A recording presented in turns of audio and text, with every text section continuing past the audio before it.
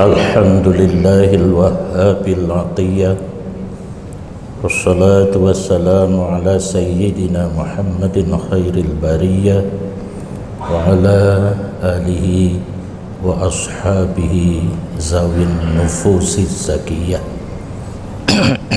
Amma ba'd. Pertama,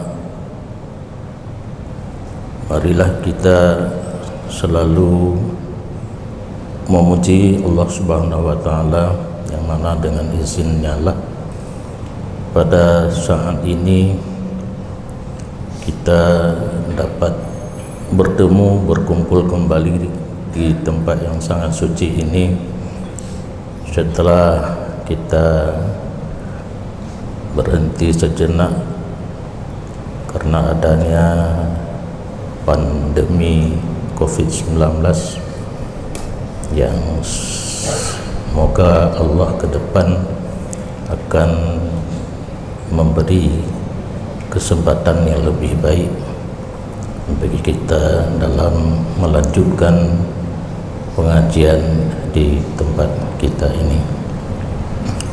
Selawat dan salam marilah kita sampaikan keharibaan junjungan alam Nabi besar Muhammad sallallahu alaihi wasallam serta seluruh para ahli dan sahabat beliau sekalian yang kita hormati dan muliakan. Pada malam ini telah hadir bersama kita Bapak Kapolresta Kota Banda Aceh, Bapak Muhammad Nazar, dan Bapak Wakil Bupati Bijai, seluruh pengurus Dastafi baik tingkat pusat, Aceh Besar dan Kota Banda Aceh, para pengurus masjid dan panitia pengajian Dastafi ini, seluruh hadirin dan hadirat yang dirahmati Allah. Terima kasih kepada panitia yang telah memberi kesempatan dalam pengajian kita malam ini sesuai dengan keadaan yang kita hadapi ke depan adalah salah satu ibadat yang diperintahkan oleh Allah Subhanahu wa Ta'ala dalam Al-Quran, yaitu menyisihkan sedikit harta kita untuk berkurban, bukan berkorban, berkurban. Jadi di depan saya sudah tersedia satu makalah yang membahas khusus masalah kurban yang mungkin oleh panitia apabila ada di antara peserta pengajian yang membutuhkan, memerlukan, bisa menghubungi panitia.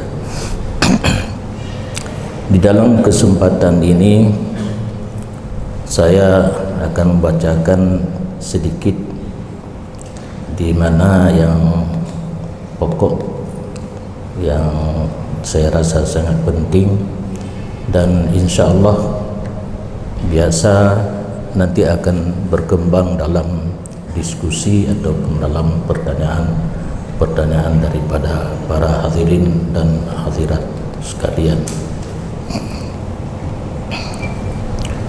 Yang pertama, kita mulai dengan definisi kurban, karena berdasarkan kepada kaidah al-hukmu ala syai' far'un an tasawwuri, baru bisa kita bicarakan tentang hukum sesuatu, harus lebih dahulu kita memahami apa itu sesuatu yang kita nyatakan hukumnya.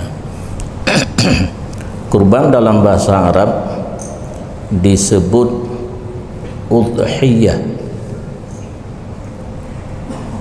Kurban adalah sebutan untuk hewan yang disembelih pada hari raya Idul Adha atau juga disebutkan dengan hari raya kurban,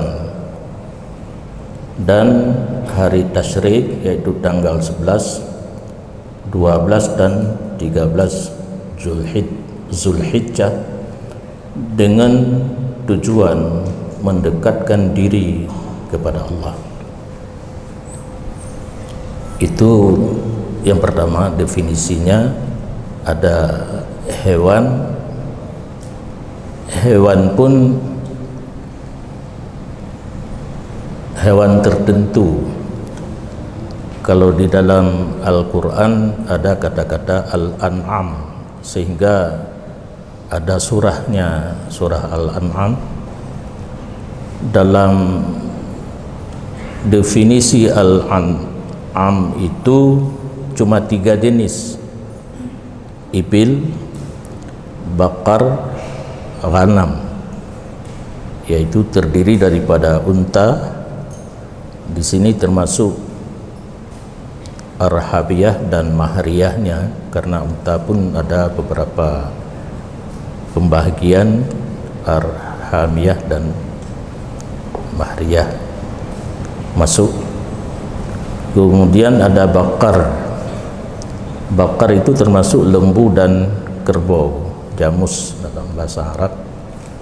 Ada ghanam, yaitu jenis kambing, biri-biri, kibas, asal yang merupakan kambing, itu termasuk dalam kata-kata ghanam. Itu cuma 3 jenis binatang yang bisa disembelihkan untuk kurban. Satu waktu ada pertanyaan, karena di daerah Takengon, Aceh Tengah kan ada kuda. Jadi ada pertanyaan, apakah kuda bisa disembelihkan untuk kurban? Jawabannya tidak boleh, walaupun kuda itu boleh dimakan dagingnya.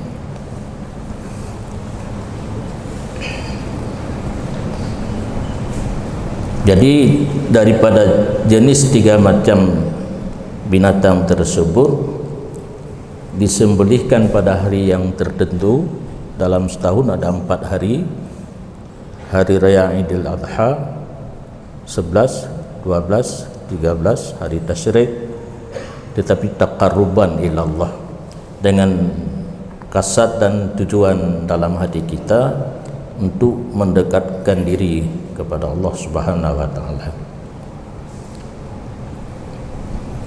Mula pertama sekali kurban diperintahkan pada tahun kedua Hijriah. Berarti selama 10 tahun Islam di Mekah belum ada perintah kurban. 2 tahun Rasulullah di kota Madinah baru datang perintah untuk menyembelih kurban. Sebagai dalil, di dalam Al-Quran Allah berfirman, fasalli li rabbika wanhar, sembahyang olehmu, merendah diri olehmu, beribadat olehmu bagi Tuhan kamu. Dimaksudkan di sini adalah sembahyang hari raya Idul Adha, wanhar, dan berkurbanlah olehmu.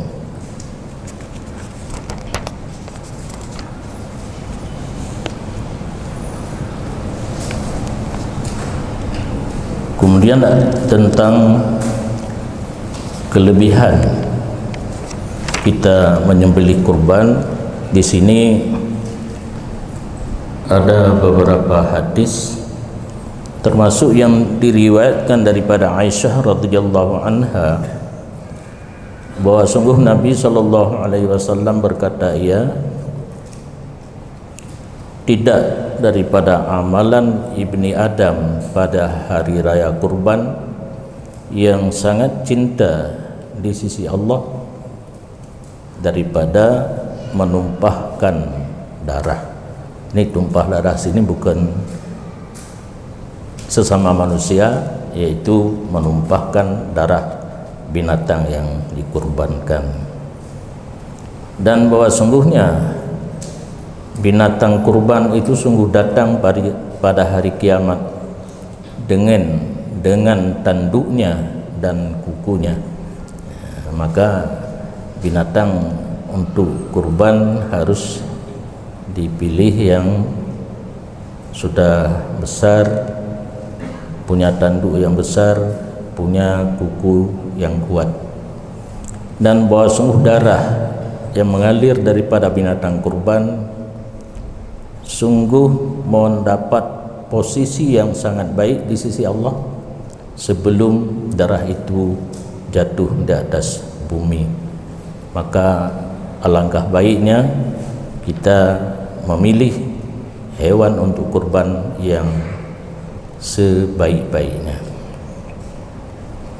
Kemudian dari Anas radhiyallahu an berkata, ya, Nabi berkurban dengan 2 ekor kibas yang sangat gemuk, yang sangat besar tanduknya. Nabi sendiri yang menyembelihnya dengan mengucapkan bismillah dan takbir, dan Nabi meletakkan kakinya Nabi di atas 2 kaki daripada kibas tersebut. Ini dasar daripada riwayat Anas. Nabi sendiri berkurban 2 ekor kibas dan Nabi sendiri yang menyembelihnya. Kemudian di sini dinyatakan lagi tentang hukum. Setelah definisi dan fadilat ataupun kelebihan, di sini dinyatakan hukum kurban. Syekhul Islam Abu Zakaria Ansari dalam kitabnya Fathul Wahhab dan Syekh Muhammad Asy-Syarbaini Al-Khatib dalam kitab Mughni Muhtad menjelaskan bahwa hukum berkurban terhadap Rasulullah adalah wajib. Ini adalah perbedaan di antara kita umatnya dengan beliau Rasulullah. Ada hal-hal beliau yang wajib mengerjakannya seperti witir.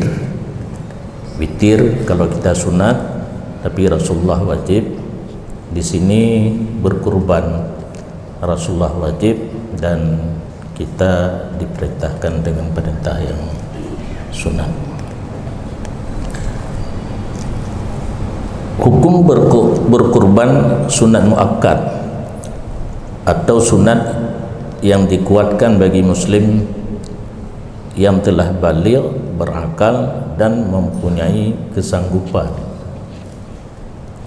Jadi agama tidak memaksa kita untuk berkurban. Hukumnya pun sunat, sunat yang lebih kuat dalilnya, dan apabila telah baligh dan berakal dan punya kesanggupan.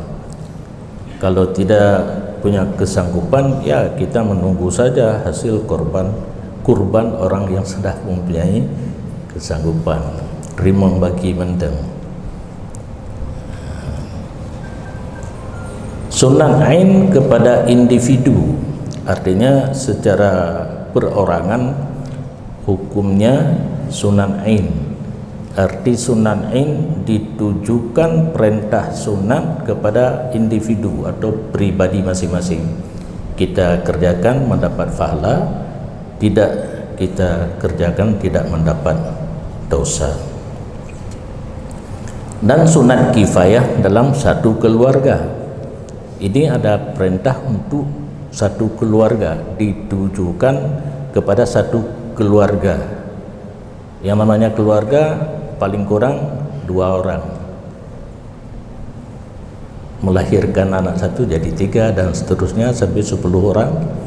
Ini hukumnya sunat kifayah, artinya ditujukan perintah sunat bukan kepada perorangan atau individu, tetapi kepada jamaah keluarga tersebut.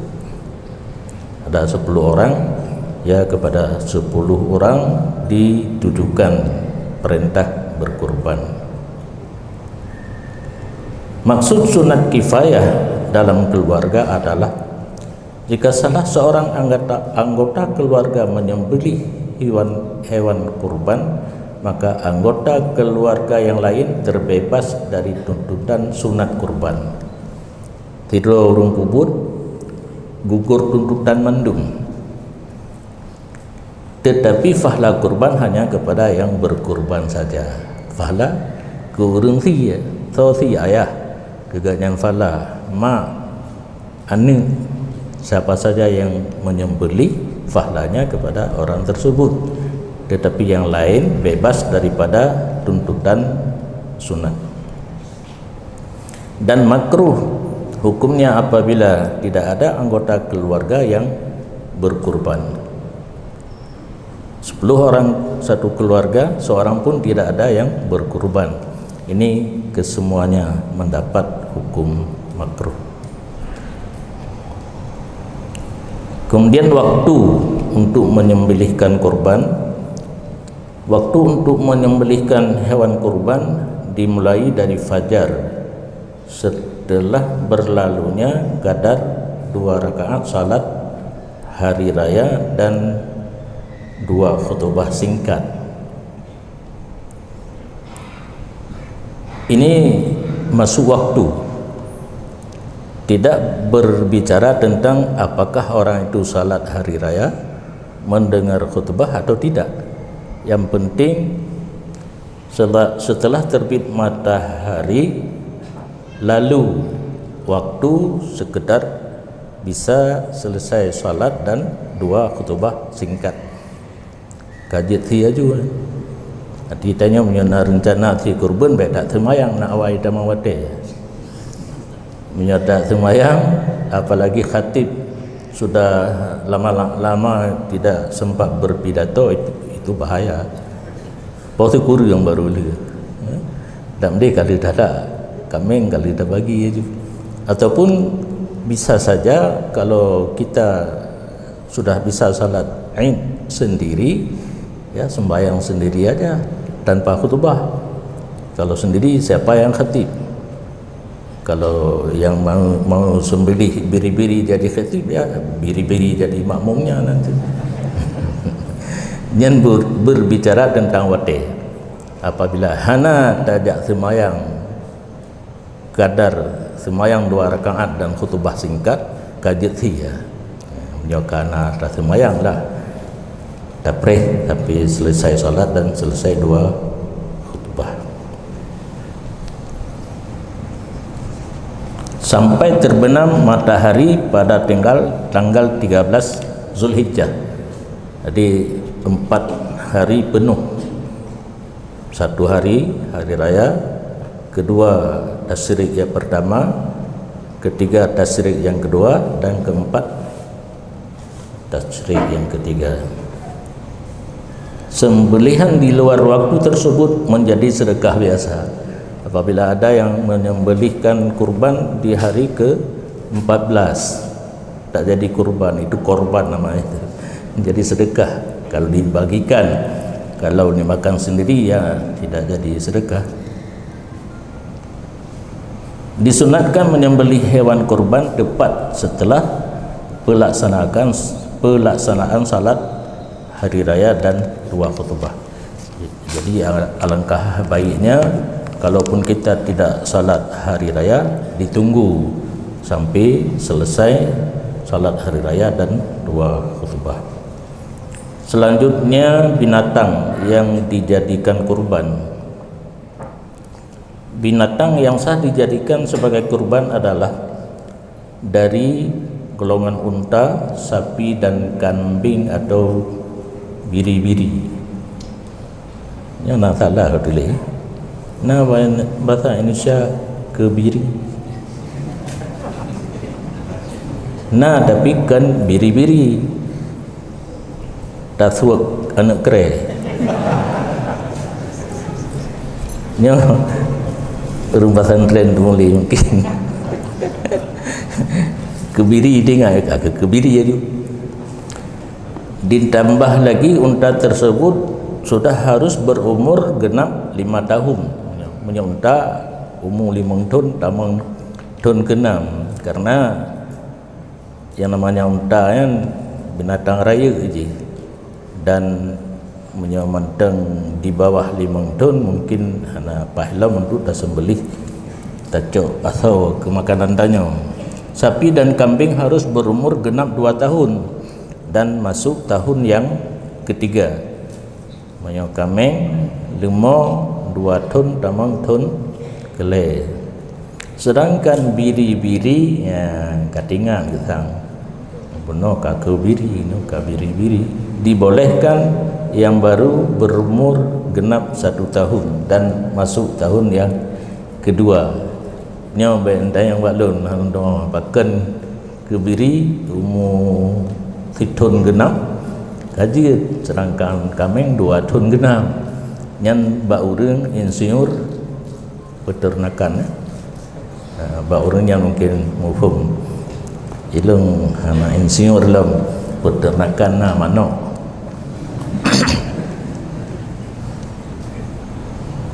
Kesemuanya tidak ada dibedakan antara yang berjenis kelamin jantan atau betina. Untuk kurban sama jantan atau betina, tetapi untuk zakat diutamakan yang betina supaya ada anaknya itu. Ada anaknya, ada susunya. Kalau yang jantan enggak ada susu, enggak ada anak, cuma yang ada sama dia itu pabrik anaknya itu. Dan bayi yang telah dikebiri atau tidaknya berubah. Yang jantan pelornya masih ada atau sudah dikeluarkan, perlu ditembak, diambil pelornya. Nyo pelor anak kere tagasi atau hana tagasi sama hukum untuk kurban.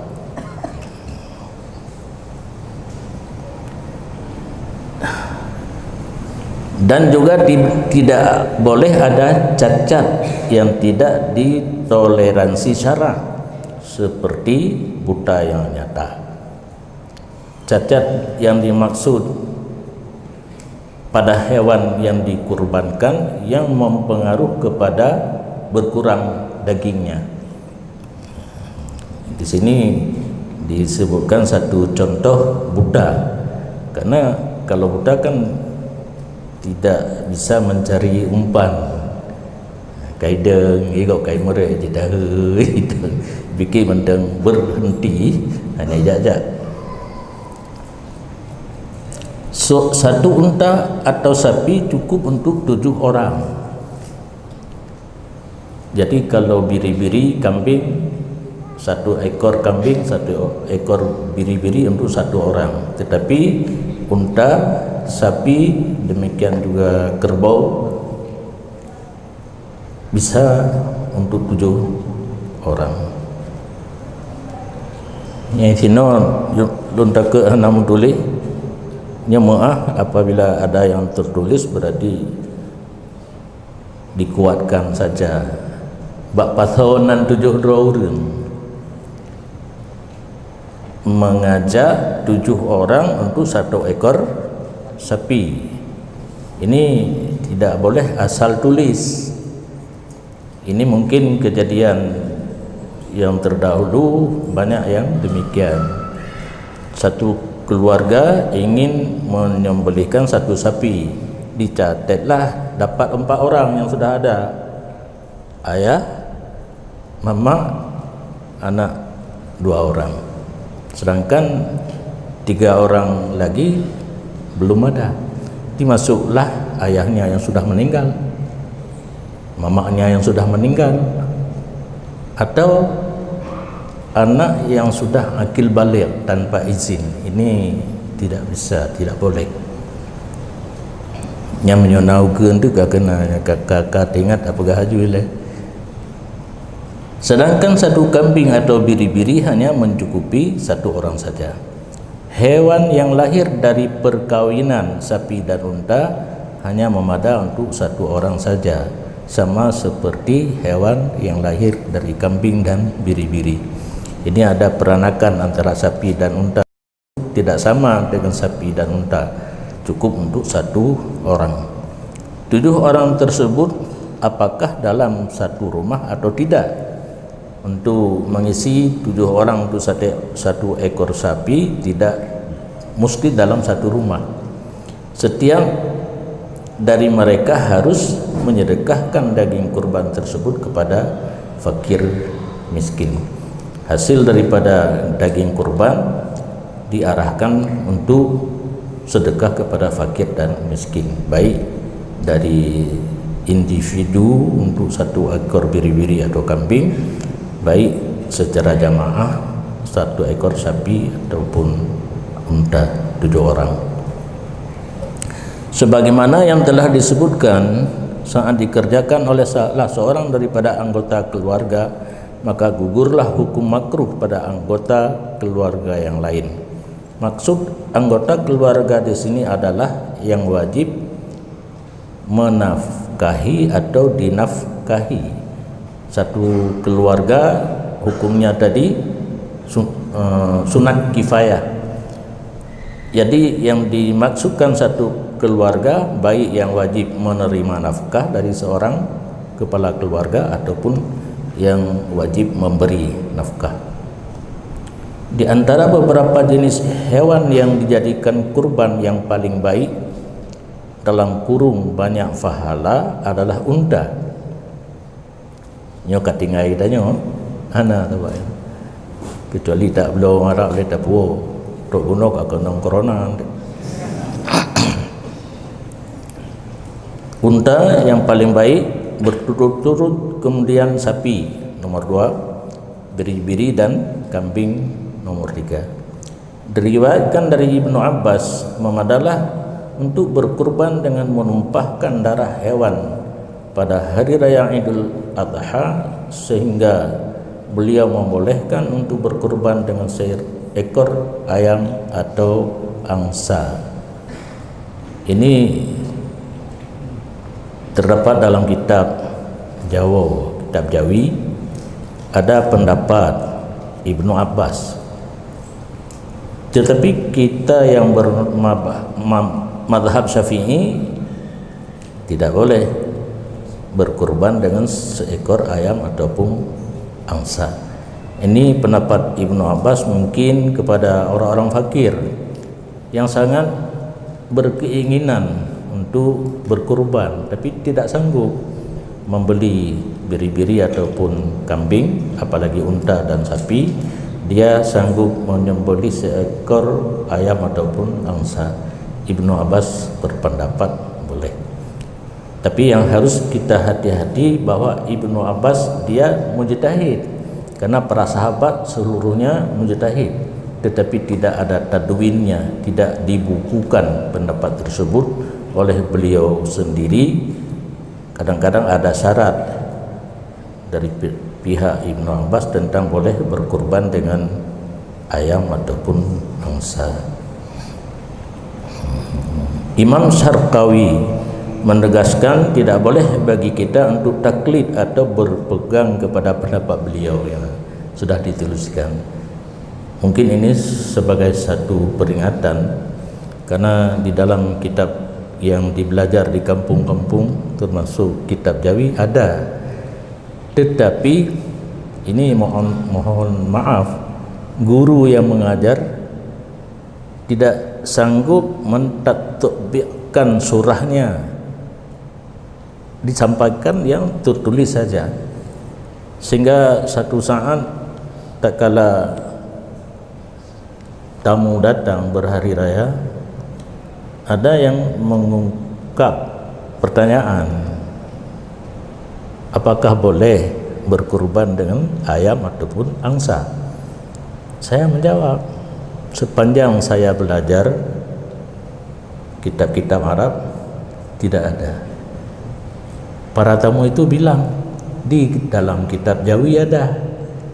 Maka saya terkejut karena belum pernah dengar pendapat tersebut. Satu saat ada pengajian daerah Simpang 3 PD, orang yang bertanya itu membawa kitab, dikasih nampak kepada saya, ini pendapat.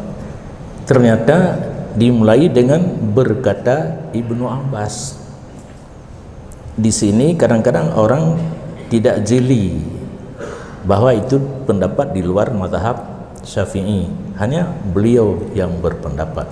Jadi dalam keadaan ragu-ragu, penyampaian kepada peserta didik di sana tidak berani mengambil kesimpulan. Ini sudah ditulis di sini, walaupun ada pendapat Ibnu Abbas menyatakan boleh berkurban dengan ayam atau angsa, Imam Syarqawi menegaskan tidak boleh kita berpegang kepada pendapat tersebut,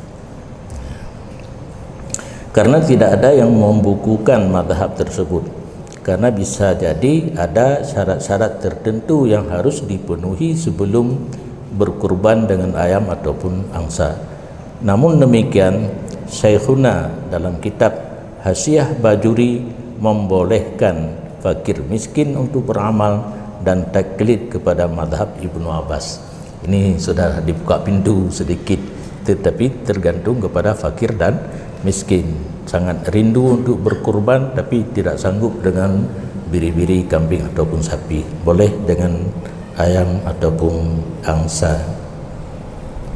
Sama halnya dengan akikah, beliau membolehkan fakir miskin untuk berakikah dengan ayam ataupun angsa karena keterbatasan ekonomi yang dimiliki oleh fakir miskin. Jadi ini tambahan lagi, akikah. Akikah, seseorang yang sangat berkeinginan untuk menyembelih akikah kepada anaknya, tidak sanggup dengan biri-biri atau kambing, boleh menyembelihkan ayam ataupun angsa. Sudah ada pendapat. Tetapi ingat, kriyat biasanya kita kikir kata kalau kambing, kalau ayam mau saja murah, 25.000 atau jangan sampai tingkat itu. Hal-hal yang sunat dilakukan saat berkurban,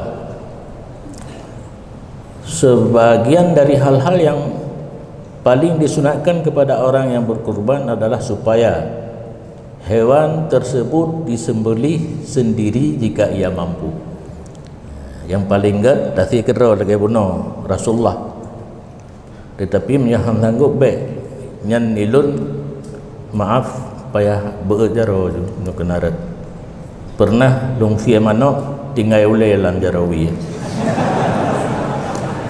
Enggak bisa, enggak berani, dan enggak sering, takut-takut enggak boleh makan nanti ya, enggak putus marih dan halkum, mar'i dan halkum. Kata buat ikin kah di baju, atau diwakilkan kepada orang lain. Nah, jika tidak sanggup harus wakilah. Kalau orang Aceh berkata wakilah, diserahkan hak untuk menyembelih kepada orang lain. Yang benar lafai. Biasa nengku imu ngampung, geti aju kebirigop di mogok pupungena ya wakihana. Anjir harus na wakilah, diwakilkan. Si kurung-kurung wakilah lun ba'drona nyopat lemo kameng untuk kurban nasi liter menan. Walaupun orang yang berkurban tersebut belum balik belum balik sah berkurban, tetapi diwakilkan kepada orang lain sebagaimana yang dilakukan oleh Rasulullah tentang menyembelihkan dengan sendiri. Sedangkan bagi perempuan dan khunsa maka disunahkan untuk mewakilkan sembelihan kepada orang lain. Ini secara umum. Yang namanya perempuan khunsa lemah hati runya. Kau daku kameng ka ukli inde. Baik darah ka ukli kebenan biasa orina suka nangis. Lihat darah suka nangis. Enggak jadi kurban nanti. Jika ia mewakilkan kepada orang lain, maka disunatkan baginya untuk hadir saat peristiwa penyembelihan itu terjadi. Untuk menyembelih diwakilkan kepada orang lain, sunat kita hadir, menghadiri dadang betul kanan. Dengan demikian, jika orang berkurban buta, maka tetap disunatkan untuk hadir walaupun tidak bisa melihat. Hadir bukan untuk melihat, menghadiri saat disembelih kurban. Jadi tidak perlu kepada mata, karena menghadiri yang perlu orangnya. Kaki pun nggak perlu kan, yang penting bisa hadir, dibawa oleh orang lain. Mewakilkan sembelihan kepada kafir, anak kecil dan orang buta sah hukumnya tapi makruh. Rupanya tentang penyembelihan kurban yang diwakilkan boleh kepada kafir, boleh kepada anak kecil. Siapa tahu ada anak kecil sangat pandai untuk menyembelih, selain main game itu mesti bicara ini boleh, tapi hukumnya makruh. Orang buta, kafir, anak kecil hukumnya makruh diwakilkan untuk menyembelih kurban. Nekalan mati ambil lalolong tu lalolong. Betul. Hal sunat lainnya adalah supaya orang yang berkurban tidak menghilangkan bulunya, kuku dan lainnya saat hendak berkurban terhitung sejak masuk bulan Zulhijjah. Jadi yang nak rencana dia kurban tanggal 1 Zulhijjah, baik li jakau, baik li jakrut janggut, baik je cukup ni saya bapak yang nak boleh baik kerut dulu air pun tak dulu perhati.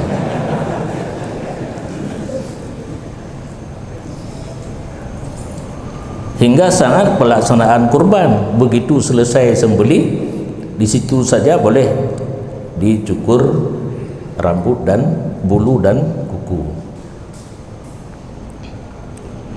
Walaupun hari itu adalah hari Jumaat menentang, hari Jumaat kan disunat membersihkan kuku, bulu-bulu, tetapi apabila saat berminat berkurban 1 Zulhijjah sampai selesai berkurban, sunat tidak dicukur, digunting kuku dan bulu. Hikmahnya supaya pengampunan dosa dari Allah Subhanahu wa taala dan merdeka dari api neraka juga mencakup kepada kuku dan rambut yang tidak dipotong tadi. Jadi guke bule yang nak bawa dengan mendapat kemerdekaan daripada api neraka, pengampunan dosa. 7 ekor kambing untuk 7 orang adalah lebih baik daripada seekor unta. Tadi seekor unta sapi untuk 7 orang. Siapa bagus? 7 ekor kambing dengan 1 ekor unta, lebih baik 7 ekor kambing karena lebih banyak tumpahan darah dari banyak nyawa. Karena kalau 1 sapi kadang darahnya sedikit, kalau 7 ekor kambing atau biri-biri darahnya banyak. Yang di sini dinilaikan di sisi Allah adalah darahnya. La yanalallaha luhumuha wala dima'uha walakin yanaluhu taqwa minkum. Tetapi di sisi Allah bukan darah dan dagingnya kurban, tetapi adalah ketakwaan dari hati kita masing-masing. Cuma di satu sisi dipandang kalau 1 ekor sapi ataupun unta darahnya sedikit, 7 ekor kambing darahnya banyak, maka lebih baik 7 orang 7 ekor kambing, jangan 1 ekor sapi ataupun unta. Dan 1 kambing yang disembelih sendiri lebih baik daripada bergabung dengan orang lain pada seekor unta. Kita kalau 1 ekor unta 7 orang, kita tidak mungkin untuk menyembelih beramai-ramai, harus diwakili kepada seorang. Sedangkan 1 ekor kambing boleh disembelih sendiri. Hukum memakan daging kurban. Bagi orang yang berkurban tabarrung bukan nazar, dibolehkan untuk memakan daging kurbannya sendiri. Kurban sunat. kan kurban wajib nyan di paju tapi bemandum na ladum urung fikir yang penting tak sia dapat juhra kemenan maksudnya jid. Dan boleh memberi makan orang kaya tapi tidak memilikannya. Beda dengan zakat fitrah tidak boleh diberikan kepada orang kaya. Daging kurban boleh. Nyo kadang-kadang nayah nampung langgempung kita orang awam melihat orang kaya pun mendapat jatah daging kurban, dibolehkan dalam agama. Tetapi berbeda dengan orang fakir. Fakir miskin setelah diterima milik tak milik nampak yang gemai je, jual pun boleh, mau makan pun boleh. Tapi orang kaya tidak memiliki. Artinya orang kaya yang dapat jatah daging kurban tidak boleh dijual, untuk dimakan saja. Makanya mentah boleh, kadang ada kaoi nyo katingat kurban memberahaju orang yang hanaglah wate mari acara raya ini mari gagap, ataupun kanak-kanak yang sudah sampai umurnya bisa ngomong secara jelas tapi tidak jelas pu apa saja tilu acara raya apa saya tanya PD acara raya tak kengon lain bahasa lidah kurban menyona anemi yang tilu naglah tu watena urung kurban atau kurban ro tu melake lidah itu diberikan kepada kanak-kanak yang belum bicara secara gamblang, masih kurang jelas. Kalau orang Aceh bilang tilu kiban nabi yang terserah nabi cara mentah oh hai tim paju ne panggang ne tagun nya hana truk kenan ne pegalang kita ne pegah mentang urang yang hana jelas ote pegah haba ubat jih termasuk lidah kurban. Apakah lidah sapinya, biri-birinya, kambingnya, mana-mananya aruh ju tadang dah di pendapat gunung Berbeda dengan orang miskin, maka boleh untuk memiliki daging kurban tersebut sehingga boleh dibawa ke mana saja termasuk dijual. Daging kurban yang boleh dimakan oleh pemiliknya adalah sepertiga dari keseluruhannya.